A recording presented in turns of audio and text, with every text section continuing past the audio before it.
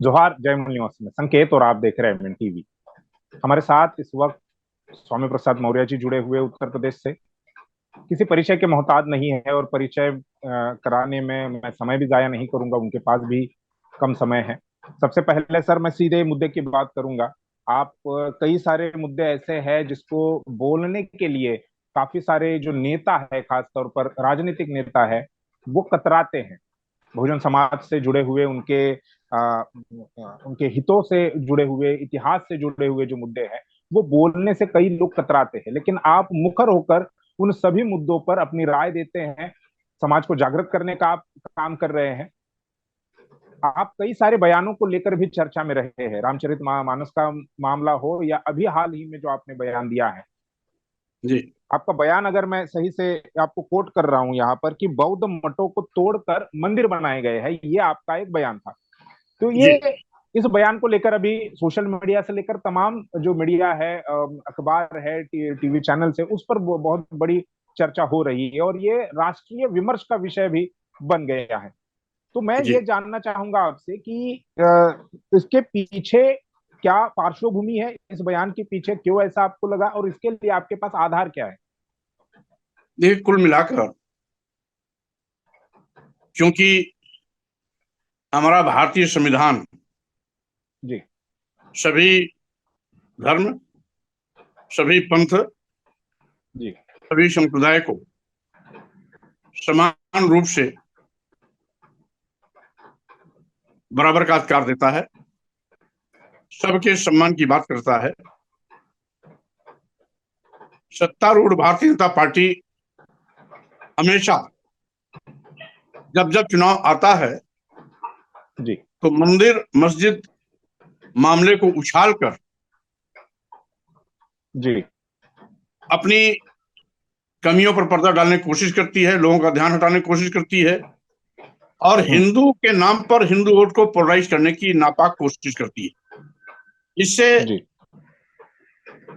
हमारी संस्कृति जो है, वसुधैव कुटुंबकम की जो संदेश भारत भूमि से पूरी दुनिया को गया था, वो भी खंडित होती है। हमारे यहाँ एक नारा चलता है, हिंदू मुस्लिम सिख ईसाई सब हैं आपस में भाई भाई, वो जी। भी बात खंडित होती है। और साथ ही साथ सांप्रदायिक सौहार्द भी बिगड़ता है। जी। इसीलिए मैंने कहा कि अगर ज्ञानवापी मस्जिद और मंदिर की बात चलेगी, एएसआई जांच करेगी, जी। तो बात फिर केवल मंदिर तक नहीं जाएगी, मंदिर के पहले क्या था बात वहां तक जाएगी और बिल्कुल। इससे बात बढ़ेगा। जैसा कि इतिहास के तमाम ऐसे साक्ष्य हैं, जी। तमाम इतिहासकारों ने, भारतीय इतिहासकारों ने भी और विश्व के अन्य देशों के तमाम इतिहासकारों ने इस बात की पुष्टि की है कि जितने भी हिंदू तीर्थ स्थल हैं, ये पहले बौद्ध मठ थे। जी। उसमें बद्रीनाथ भी शामिल है, केदारनाथ भी शामिल है और बिल्कुल। सूची बड़ी लंबी है। जी। क्योंकि मैं विवाद को बढ़ाने का पसंद नहीं हूं, जी। बल्कि विवाद का अंत हो, इसीलिए मैंने अपील किया कि 15 अगस्त 1947 के दिन जब हमारा देश आजाद हुआ, उस दिन जिस भी धार्मिक स्थल की जो यथास्थिति थी, जी। उसको हम सबको स्वीकार करना चाहिए, जिससे कि इस प्रकार के विवाद पर हमेशा हमेशा के लिए विराम लगे। और अगर बात बढ़ेगी तो मस्जिद मंदिर तक नहीं सीमित होगा, फिर मंदिर और बौद्ध मठ के बीच में बात चलेगी। और अगर मंदिर और बौद्ध मठ की बात चलेगी तो मंदिर की बात उठाने वालों को बहुत महंगा पड़ेगा, क्योंकि सभी बौद्ध मठों को तोड़ करके ही हिंदू मंदिर बनाए गए हैं। इसीलिए आज इस पे राष्ट्रीय विमर्श होना भी चाहिए, जी। आपके चर्चा भी होनी बयान के चाहिए। बाद तो ये इतिहास आपके को बयान के बाद तो ये राष्ट्रीय विमर्श का विषय बन ही गया है। तो स्वाभाविक रूप से जी। इसी बहाने इतिहास की बात तो लोग कुरेदेंगे, जी। सच सामने आएगा। और एक नहीं, हमने कहा 1 दर्जन से ज्यादा, क्योंकि हम इसको आगे नहीं ले जाना चाहते। हमने तो इंगित किया है यानी कि इस प्रकार का घिनौना खेल खेलना बंद करिए, यानी आप कहीं ना कहीं आपसी सौहार्द बिगाड़ने की कोशिश बंद करिए। जी, संविधान की मान्यताओं के अनुसार हम सभी धर्मों का सम्मान करते हैं, सभी की आस्था का हम सम्मान करते हैं। हमारा ये कहना किसी के भावना पर ठेस पहुंचाना नहीं।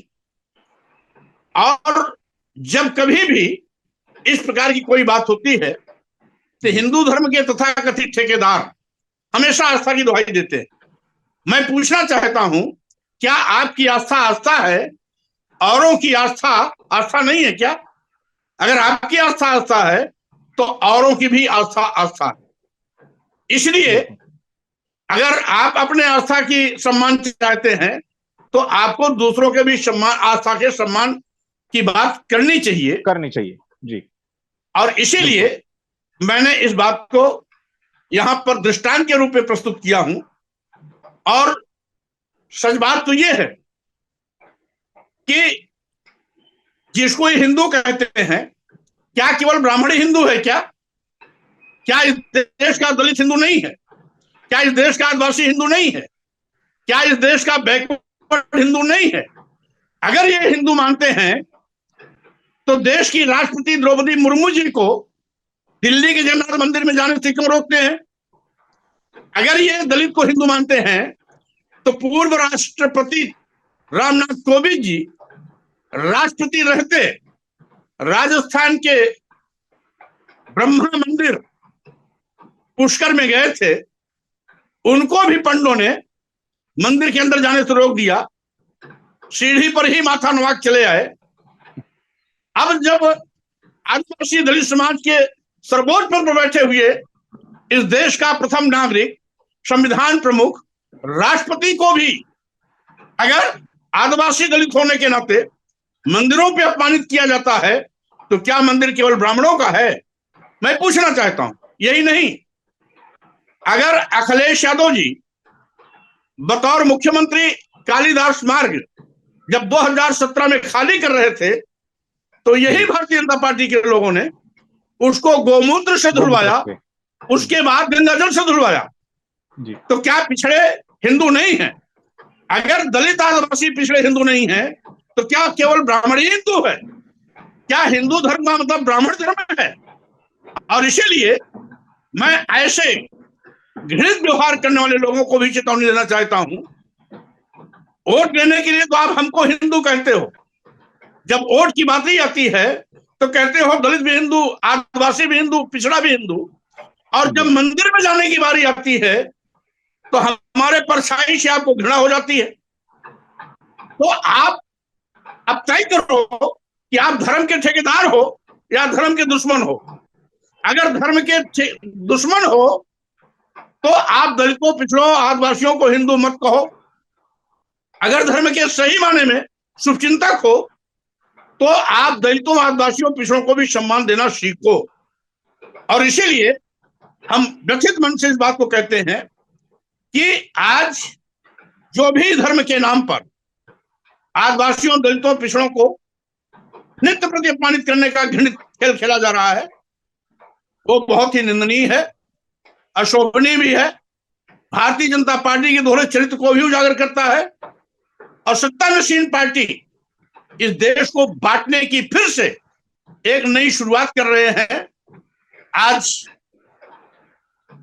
यही भारतीय जनता पार्टी के लोग बैकडोर से सपोर्ट करके अपने कुछ धर्माचार्यों के माध्यम से हिंदू राष्ट्र की मांग करते हैं। हिंदू राष्ट्र की मांग क्यों?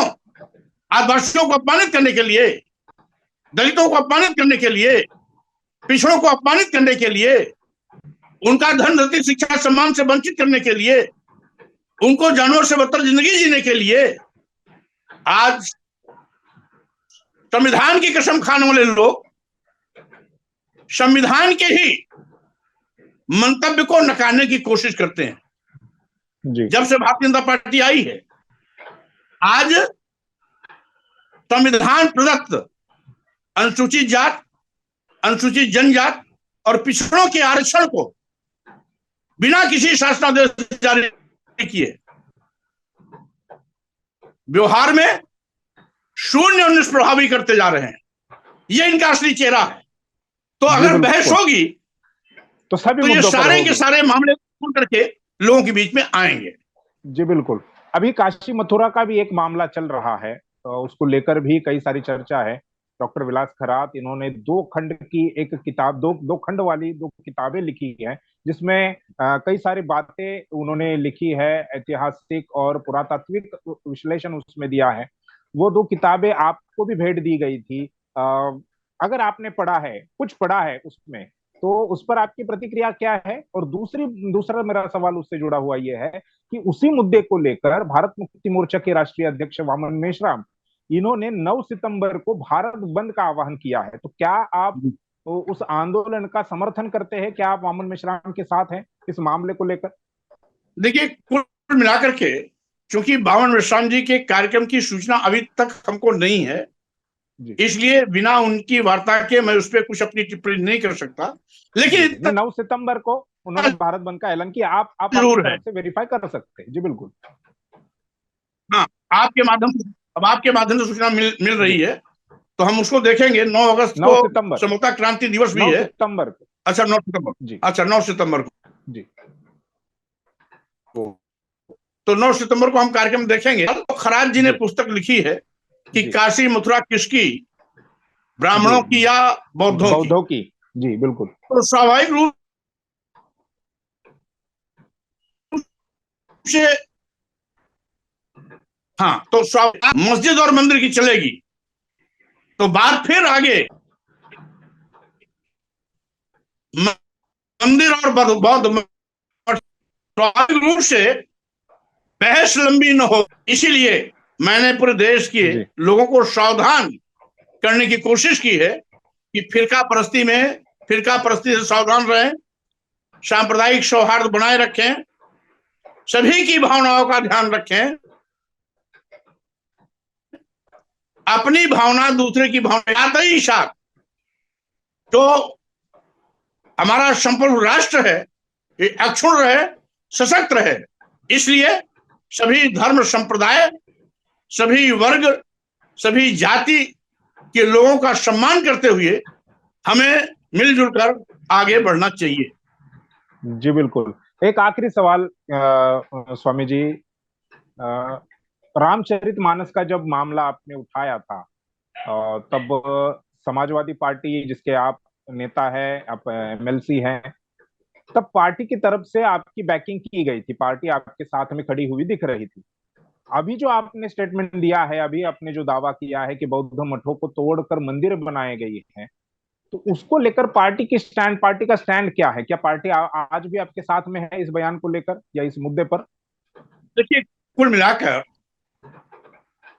हम सामयिक मुद्दे पर जब कभी कोई बात आती है जी,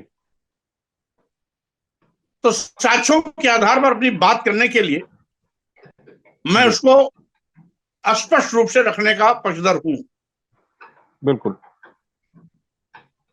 पार्टी सहमति है या नहीं है, लेकिन व्यक्तिगत राय के रूप में मैं तो इसको सबको परोस सकता हूं, पूरे देश में अपनी बात को पहुंचा सकता हूं, लोगों को इतिहास पढ़ने के लिए प्रेरित कर सकता हूं, और इस प्रकार के सांप्रदायिक सौहार्द बिगाड़ने वाले लोगों को सावधान भी कर सकता हूं कि अगर आप मस्जिद और मंदिर के मामले को उठाओगे तो आगे भी बात बढ़ेगी, आगे भी बात न बढ़े। इसलिए 15 अगस्त 1947 के दिन के सभी धार्मिक स्थलों की यथास्थिति को स्वीकार कर हमें इस विवाद पर विराम लगा देना चाहिए। लेकिन क्या अखिलेश यादव जी से आपकी कोई इस मुद्दे पर बात हुई कि इसको लेकर पार्टी का क्या रुख है, पार्टी क्या सोचती है? नहीं, अभी तो इस पर कोई बात नहीं हुई, लेकिन चूंकि मैं तथ्यात्मक और ऐतिहासिक बात रख रहा हूं, इसलिए किसी को गुरेज नहीं होना चाहिए। जी बिल्कुल। तो ये थे स्वामी प्रसाद मौर्य जी, उत्तर प्रदेश से हमारे साथ जुड़े हुए थे, समाजवादी पार्टी के बड़े नेता हैं, एमएलसी हैं।